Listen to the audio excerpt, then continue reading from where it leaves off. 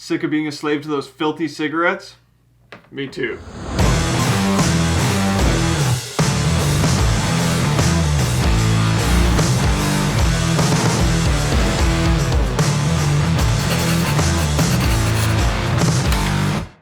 What's going on, guys? My name is Psutka, and today we're going to go through the method that I use to quit smoking and quit nicotine in general. Grab your notebooks, let's get into it. First things first, if you've been smoking for years and are completely addicted to nicotine, this won't work unless you really want to quit, unless you truly want to quit, and unless you want to quit for you. Not because someone else wants you to quit, or you want to quit for someone else. This is no easy task. It's one of the hardest addictions to break. No matter what anyone says, there are better times and worse times to quit smoking, but don't use that as an excuse not to quit. Okay, so there's a few stages you're going to go through in order to quit.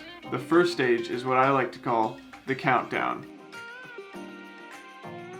Alright, in this stage what I want you to do is smoke like you would normally a full day and just keep track of it. So if you started with 25 and you have 5 left, you smoke 20 cigarettes that day. Now once you have that number, the very next day you begin the countdown. So let's use 20 as our example. So the very next day you begin with 20, you can have 20 cigarettes or less. Less is always fine, but you're only allowed 20 max. The next day you can have 19, the day after that you can have 18, and so on and so forth as we work our way down to 0. Now you're going to start to go through nicotine withdrawal as you work your way down. So what we need to do is we need to fill in those gaps when you're not smoking with, you guessed it, nicotine.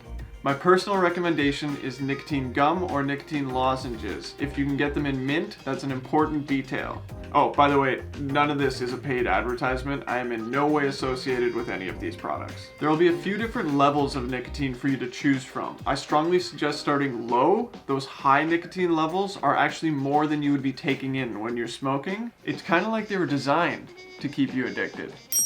I was a minimum pack-a-day smoker and I used 2 milligram lozenges. Remember, you can always just have another lozenge or chew another piece of gum if you need more nicotine. The main goal of this stage is to get your brain to associate nicotine with the mint flavor, to help your brain associate nicotine with something else other than cigarettes. So as you drop 1 cigarette a day, you're filling in those gaps with either nicotine lozenge or nicotine gum. And it'll definitely start to get a lot harder during that last week and those last few days of dropping down. If for any given reason you smoke more than you were supposed to on any given day of the countdown, you have 2 choices. 1, you can redo that day, or 2, which I recommend, just move on to the next day and drop another smoke. Your countdown might actually turn out to be longer than it's supposed to be, but that's okay, as long as you're pushing for that end goal. Alright, stage 2, which I like to call mint month.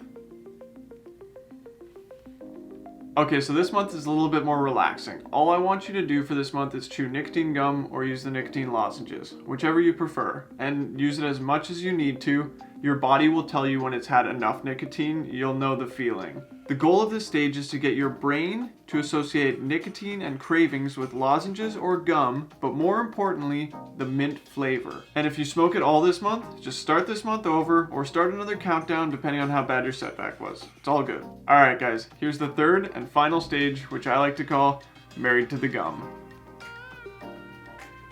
This stage is similar to the first stage of the countdown, but what I'm going to get you to do this time is replace the nicotine gum or nicotine lozenge with regular mint gum. That's right, we're going nicotine free now. This is where it gets really, really hard. So same as before, you're going to count how many pieces of gum or how many lozenges you're having that day, and then you're going to do another countdown, but this time you're filling in the gaps with regular, no nicotine, mint gum. This is when you will begin to have extreme cravings. At this point, you need to be sharp and you need to have your defenses at the ready. Your brain will come up with any excuse, any reason to have a cigarette. It'll also make it seem like a good idea. You need to have an answer to this, and it has to be something worthwhile or you will cave. I am doing this for my health and my future. I'm doing this because I want to be in complete control of my life. Something like that, and you have to mean it. It will take a couple weeks minimum for those extreme cravings to go away, so anytime you get a craving or even beforehand, just grab a piece of gum and chew away. Always make sure that you have more gum than you need, because if you run out and you have a craving, you're more likely to just go grab smokes instead of gum. As you go through your first month nicotine free, your cravings will start to subside. They'll become less frequent. This is awesome. You might even notice that you're not even chewing as much gum anymore. You're not grabbing a stick, you're not thinking about it, it's not on your mind. It's not nicotine. I've smoked for roughly 10 years of my adult life, and even though I've quit, I still get urges here and there, but all I gotta do is tell myself it's not worth it, and if it keeps persisting, then I just chew some gum. If you want to switch to vaping as a healthier alternative to smoking, I highly recommend that. Don't listen to what anyone says, it's way healthier than smoking. You could vape your face off all day long and it'd be healthier for you than cigarettes. Alright guys, that's the method that I use to quit smoking. I've been addicted to more than nicotine in my past, but nicotine is extremely hard to quit. But anyone can do it if they really want to.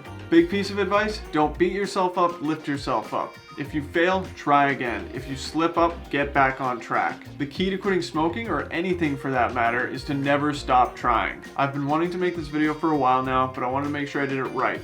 If you have any comments or questions, drop them in the comment section below. I'm here to help. Now, if this is the first video you're seeing of me, this isn't my typical style of video. But if this video has brought you any value, it would mean a lot to me if you went and checked out some of my other videos and subscribed to my channel. Also, go down there, hit the like button, be something positive you did today. I'd greatly appreciate it, and I'll see you guys next time.